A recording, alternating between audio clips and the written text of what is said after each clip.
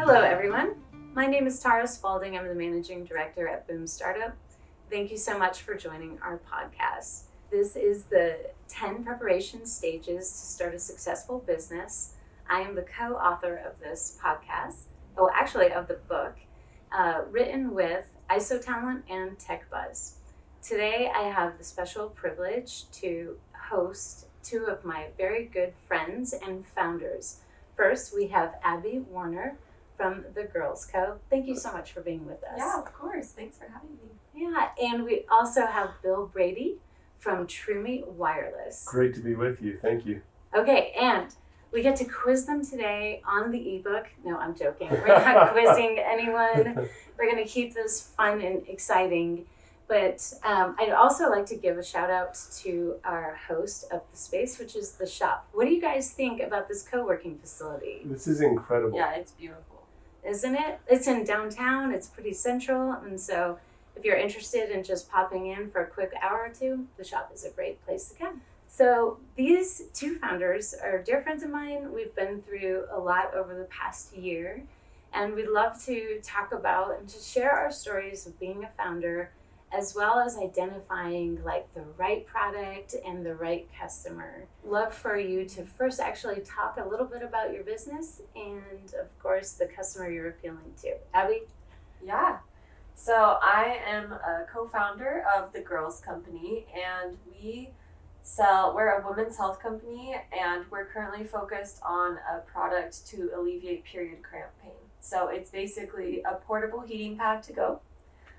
So it's all natural and lasts for 8 to 10 hours. And we're located here in Salt Lake City. When did you start? So we started the idea back in fall of 2018, but we officially started selling our product in 2020. Congratulations, and what a journey. Between 2018 and 2020, you probably learned a bunch. Yes, we learned a ton. Oh, that's awesome. And Bill, can you tell us a little bit about Troomi? Yeah, Troomi Wireless is a safe cell phone solution for kids. Really trying to help families from coast to coast deal with this question of how much technology do we give kids? How do we give them the things they need without all the garbage? The pornography, the predators, the bullies, the stress and anxiety that come from a lot of the stuff that's out there, like social media. So we have developed a safe solution that grows with kids as they adopt technology. And when did you start Troomi Wireless? We incorporated 2 years ago and spent the first year working on our technology and took our first pre-order a year ago tomorrow. Wow! Oh my gosh, so this has been also a rocket ship ride for you too. It's been a lot of fun. I love it. All right, why don't you guys talk to me a little bit about identifying the problem as well as like the customer. When did you start thinking about it and figuring out that in fact it could be a profitable business? Our company actually started as a class project at our university. So there's myself and then 2 other co-founders. And we were in an entrepreneurship class, and we had a semester-long project where we were tasked with finding a problem and then creating a solution to that problem. And we were 3 out of the 6 girls in the entire class of over 50 students, and we were all placed in a group together. So we decided we had to do something that was women-centric. Nice. And as every woman knows, like, periods suck, and everyone has a bad experience with their period. Yes. So we decided we wanted to do something in that space, and we weren't sure what it was because we all had different painful experiences. So what we did to start was we just started talking to people. We went out and interviewed them, and anyone that we could find that would talk to us about their period. we would just sit down and write down everything they would say, and sometimes it would last like 30 minutes to an hour of them just telling us these horrible stories. Really? And yeah, it was crazy. And we also found that people actually kind of liked talking about it, and they were happy that someone was even like addressing the problem. Oh. And through those interviews, we found that cramp pain was a huge problem that tons of people were experiencing, and they weren't happy with the solutions that were available, and it was really holding them back as well. And we started doing research on that, and that validated what we had learned from those interviews. So we decided to focus on a cramp pain solution, and basically just started prototyping with anything we could find or think of. And also through research, we found that effective solutions that were available were basically heat or medication. And obviously we didn't know how to make a medication. So we were like, let's create a better heated solution. That's amazing. Yeah. I love that, you organically found the problem, and that probably got the people that were experiencing it to come to you, which is a great way of establishing demand. Mm-hmm. And we all need that to figure out how to make a profitable business. Now, Bill, what about you? Well, Abby made a great point, and I love that you called out that people were eager to talk, and we found the same thing. Really? We got talking to parents about their experiences with their own kids and technology, whether they were dealing with some of these questions of safety versus flexibility right now, or if they had older kids that had gone through some rough stuff. Parents wanted to talk. And so we did hundreds of interviews to start with, and really took what we knew about the challenges from our own experiences as dads. I have a co-founder that's also a father of a bunch of kids, and we tested our ideas and our assumptions first with about 300 people in interviews, and then did more formal, more scientific actual market research to, again, take what we learned and test it at another level with a national sample. That was really effective. All right. Well, then, how did you guys start coming up with product ideas and whittling down which ones made sense, which ones didn't make sense? More importantly, which ones would make dollars and which ones would just be cost prohibitive? In our case, we got a very clear picture of, when it comes to kids and technology, what are the existing solutions? And on one end of the spectrum, you can give your child a $1,300 iPhone. It can do anything and everything. And more parents are realizing that's not the safest way to go. Sure. We looked at the other end of the spectrum, that's, hey, lock it down to talk and text only. Don't give the kids any ability to grow, no flexibility. And we learned in our research that doesn't work. So we started asking the question, what does the middle ground look like to you? What if you could have a solution that did have all the safety options but had some flexibility to grow with your child? What does that growth trajectory look like? And so we just had lots of conversations where we received that feature set from the people that we were doing the research with. All right. So basically, you identified the parents that would basically buy it and say, rank stack, what's the most important features? Or yeah, starting with some ideas that came through our interviews. We then actually did I don't want to get too technical, but what's called a conjoint analysis, where rather than say to people, hey, would you buy this? Say, we mapped out our solution against all the other options out there with no brand names involved, just descriptions, and then had people choose, of these 4 solutions, which would you choose? Okay, of these 4, which would you choose? And then we're able to create a utility score, if you will, for every one of the features, and then base our feature set on that.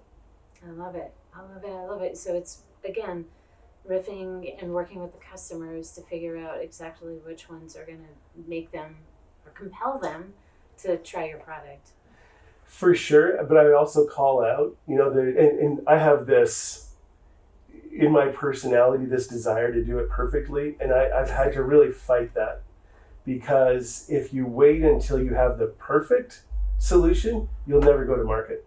So it's at some point we had to say, we've got a really clear idea. The research backs it up. Let's get to market. So we've made iterations since going to market, lots of them. And our operating system that we put on our phones has, advanced and developed, and we've dropped some features and added others based on feedback. Love it. Now, Abby, tell me a little bit about your whole product creation experiences. Some wins, some losses, some pivots. Yeah.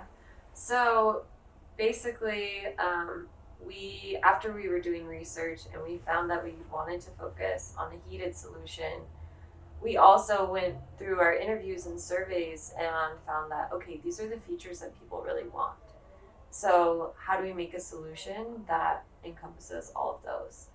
And the first prototype that we made, that we tested on people, we cut off the top of a pair of pants and we sewed a bunch of rice little pockets into it. Nice. And people would heat it up in the microwave and it smelled really bad and there's rice leaking everywhere. But we actually found that even though it was a pretty bad solution, people were still using it because they liked having the heat on them, and they also liked being able to go somewhere with that heat because a lot of the current solutions required them to be stationary. So that validated a hypothesis for us, and then we really just kept iterating kind of off of that. Yeah. And we would have people, because we didn't want to just test it on our friends because obviously that wouldn't give us really clear feedback because they're biased. So we would find friends of friends or anyone that knew someone that was around us that had bad period cramps and wanted to try it. And so we had on our phones schedules of people's periods, and we would hunt them down and say, okay, your period's about to start. Awesome. You're going to try this. And another time that we knew that we were onto something is we had a hard time getting our prototypes back because people wanted to keep them. They wouldn't return them. And one of my co-founders at one point hunted down this girl that knocked on every apartment door on the floor to get the prototype back because we didn't have very many. We were working with a really small budget. But yeah, it was really just through testing and not being afraid to try your product and see what people say. But I love the story that with even the rice packs, you discovered a value that they didn't even know, which was the ability to travel, the mobility component. Mm-hmm. And maybe that wouldn't have been identified as a component in a written survey, yet when you gave it to them and let it go in the world, it came back to you even more valuable. Definitely. That is so cool. It was fun. Yeah. And then now you have, your product is available at Target stores. Congratulations. Actually just Target.com. Your product Target is stores. Yes. So your product Someday. is available at Target.com. Yes. Congratulations. Thank you. That's so awesome. And so there must have been so many iterations to get it to basically this now manufactured, solution that's available online. Yeah, definitely. There were a lot of iterations. That's awesome. Do you want to talk about any other learning lessons? Well, so there was one point where we were having a problem with so there's a fabric band, and we were having a problem with it sliding. And we thought, okay, the reason that it's sliding is because it's fitting over people's butt, and that's making it slide up and down. So what if we just made a cutout around that part? Yeah. And that'll solve our problem. And we went into the bathroom at school one day and started cutting up our prototypes, and realized very quickly that was not the solution to our problem. And it didn't solve anything, and it actually just made it way more uncomfortable. And we ended up adding a silicone strip at the top to keep it from slipping. But yeah, there were so many just little things like that we were like, this is going to be the way that it's going to solve the problem. And then it wasn't. But just by trying lots of different things, that's how we found what did work and came to our final product. So That's great. That's fantastic. I love it. How about yourself? Early on, we had different assumptions based on previous experiences, based on just our own kids and our own families. I think we had assumptions about who our customer would be that we, thank goodness we tested, because we were wrong. Really? Yeah, so thinking of this idea of kids and safety and keeping them away from inappropriate content, I think we had some bias of, well, this is probably a conservative buyer. This is probably maybe a more religious person, whatever those things were. And in our research that came back, and we specifically wanted to challenge ourselves on some of those assumptions, and the research came back and said, no, this is a problem for every family in America that has kids. And it doesn't matter who they are, where they come from, they're grappling with these same questions. How do I keep my kids safe without inhibiting their growth? And so thank goodness we did some of that research, or we wouldn't have the thousands of customers we do today. We'd have a very small, myopic view of the market. No, I love it. It's so important to not only when you find who your ideal customer is, but to see what other concentric circles, because that, of course, helps with the whole profitability.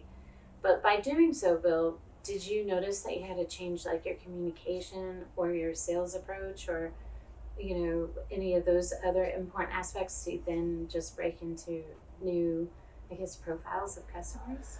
Yeah, we definitely did. We definitely revamped our customer profile, and then as a result also had to shift kind of the tone of the messaging, the messages themselves. And I think that's really important for some people who have been with us from the start as investors or potential investors. That's something that we've learned too, is that investors love founders who want to learn, who aren't like, So this is my way or it's the highway, And so I think it's been great for people to be able to see our progress and watch us learn and adapt and take advice, and most importantly, learn from our customers. Well, and then here's the other caveat, and I know we've had a couple of giggles about this, is sometimes it's just the wrong ideal customer. Any suggestions or experiences of when you just kind of let it go because it's just unrelated and it's a lose fast moment?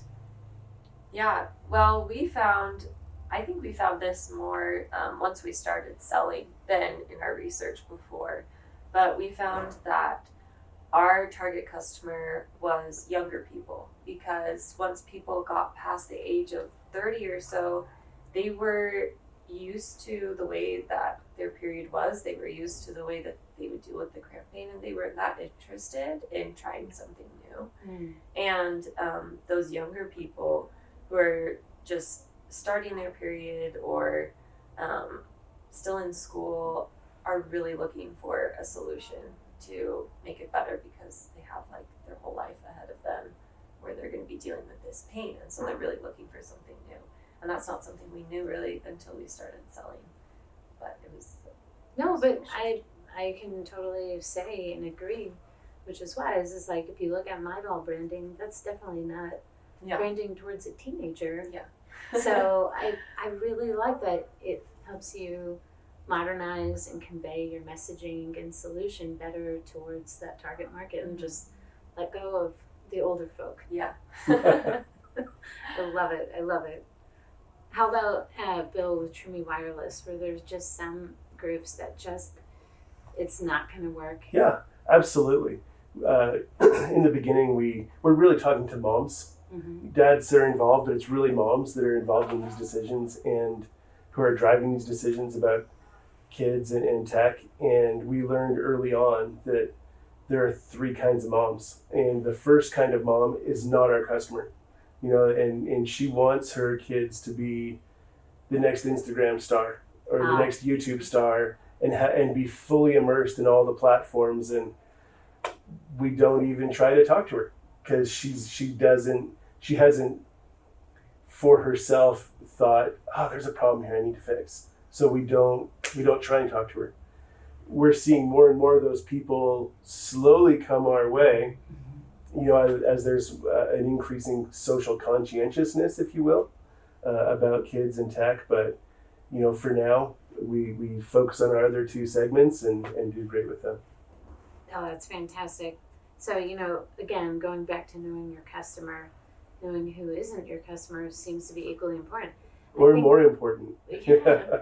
Like, think of all the lost money and time that you could have wasted, and especially in the beginning when business is so volatile and you're trying to, not dilute or slow down your momentum by, missing the right audience group. So that's fabulous.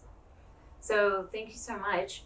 I would love to get any sort of tips or tricks that you would make and recommend to other founders out there that are listening when it comes to identifying the customer in the product fit, or how to revise the product. Any last comments that you may have? I guess I would just say, don't be afraid.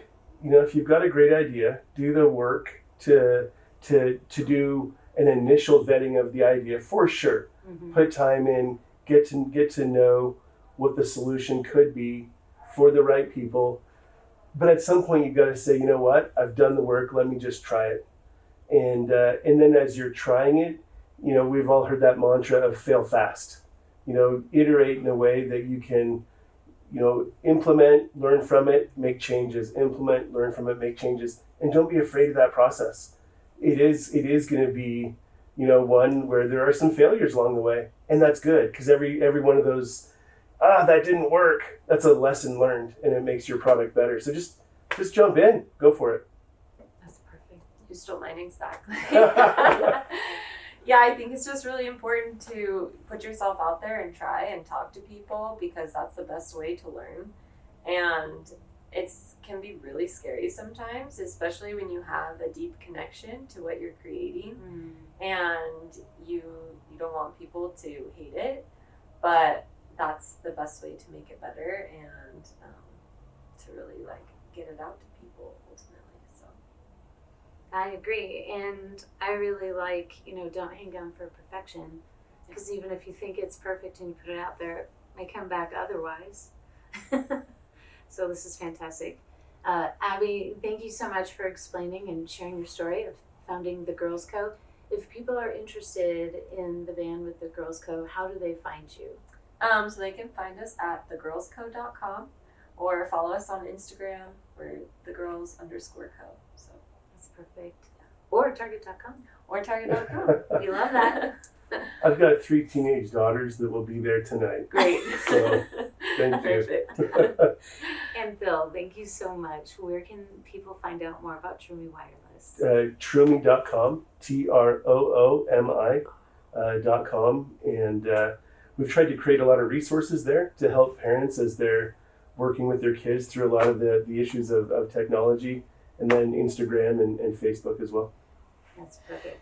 And thank you so much for joining us for Taras10. And I hope you download the book. And we just talked about points 3 and 4 if you're interested in finding and learning more about it. And of course, you can ask Abby and Bill any of your questions, like how to make $1 million, right? Sure. Yeah, why not? Thank you so much, everyone.